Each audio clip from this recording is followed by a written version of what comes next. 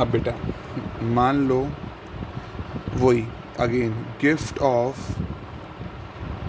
Immovable property. अगर किसी भी पर्सन को अगर इमूवेबल प्रॉपर्टी गिफ्ट में मिलती है या इनएडिक्वेट कंसीडरेशन में मिलती है और उसकी वैल्यू 50,000 से ज़्यादा है तो फिर वो अदर सोर्स में टैक्सेबल होगी।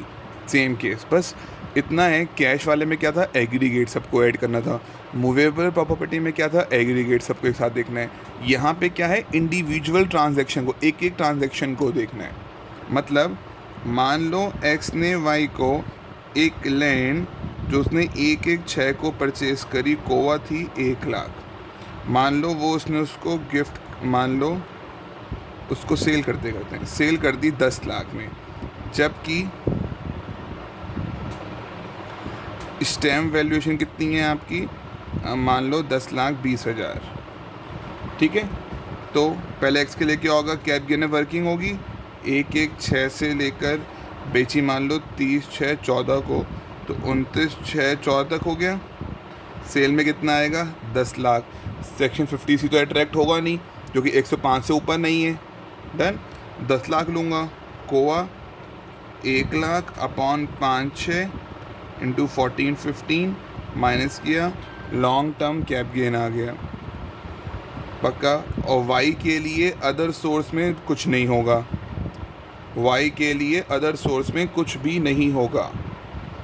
डन, क्यों, वाई में क्योंकि ये खाली 20,000 का गैप है पक्का। तो वाई के लिए कोवा कितनी हो गई अब इस चीज़ की, 10 लाख, और पीरियड ऑफ होल्डिंग कब से स्टार्ट होगी, 30/6/14 से।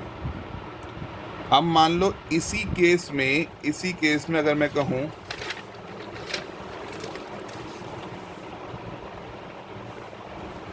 एक्स के पास 1/6 को एक लैंड है जिसकी वैल्यू है 1 लाख, उसने 30/6/14 को आपका सेल करी 10 लाख की, जबकि फेयर मार्केट वैल्यू थी 11 लाख।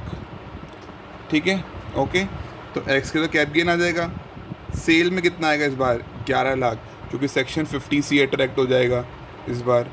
कोवा कितनी होगी, 1 लाख अपॉन 5/6 इंटू 14/15। और वाई के लिए 1 लाख कहाँ आ जाएगा, अदर सोर्स। मतलब इस बार उस 1 लाख की अमाउंट पे डबल टैक्सेशन हो गया। यहाँ 11 लाख आया ना, ये क्यों आया, सेक्शन 50C के चक्कर में। और यहाँ तुमने 10 लाख की, 11 लाख की चीज़ को 10 लाख में सेल किया, तुम्हें कहीं ना कहीं 50,000 से ऊपर का फ़ायदा हो गया। ये कह देते हैं हर एक ट्रांजैक्शन में, सबको नहीं देखते, एक एक ट्रांजैक्शन को इमूवेबल प्रॉपर्टी में। तो वाई के लिए 1 लाख कहाँ पे आ गया, अदर सोर्स। तो वाई के लिए अब कोवा कितनी हो गई, 11 लाख, और पीरियड ऑफ होल्डिंग कितनी हो गई, 30/6/14 को। बात समझ में आती है। ये यहाँ इसके लिए सेल 11 लाख, क्योंकि सेक्शन 50 तो कैप गेन का था, यहाँ पे अट्रैक्ट हो गया, और वाई के लिए अदर सोर्स में आ गया। इतना ध्यान रखना बेटा, कैश में एग्रीगेट है, मूवेबल प्रॉपर्टी में भी एग्रीगेट है, इसमें क्या है, इंडिविजुअल। और 50C केवल लैंड एंड बिल्डिंग पे अट्रैक्ट करता है, केवल इमूवेबल पे। इसलिए मैंने जब मूवेबल वाला कराया था, सेक्शन 50C आपको नहीं एक्सप्लेन किया था पक्का। ये पॉइंट सच में बहुत इंपॉर्टेंट है, बहुत बेहतरीन पॉइंट है। केवल 50C लैंड एंड बिल्डिंग पे अट्रैक्ट करता है, कहीं अट्रैक्ट नहीं होता।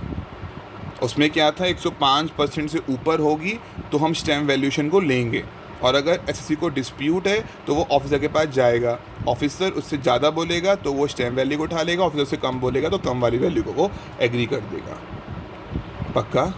Done, next.